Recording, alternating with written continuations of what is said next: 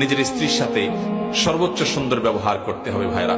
আল্লাহ বলেছেন ওয়াশিরুহুন্না বিল মারুফ, তাদের সাথে সুন্দর আচরণ করো। আমাদের অনেক ভাইরা আছেন বাহিরে অনেক ভালো, কাস্টমারের সাথে ভালো, ক্লায়েন্টের সাথে ভালো, পরিচিত অপরিচিত মানুষের সাথে ভালো, কিন্তু নিজের স্ত্রীর সাথে যা তা আচরণ, বদরাগ আছে না নাই? বেচারের উপরে যত রকমের টর্চার, অবিচার, গালমন্দ, বাজে কথা ঘরে ঘরে।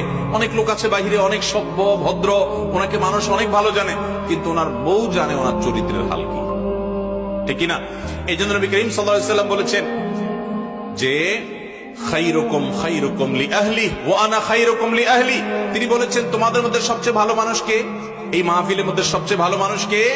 যে তার পরিবারের কাছে, কোন কোন হাদিস তিনি স্ত্রীকে নির্দিষ্ট করে বলে দিয়েছেন যে তার স্ত্রীর কাছে ভালো। অর্থাৎ স্ত্রী যদি বলে দিল থেকে যে আমার সাহেব, আমার স্বামী ওনার মতো মানুষ হয় না, উনি আসলে একজন অমায়িক ভালো মানুষ,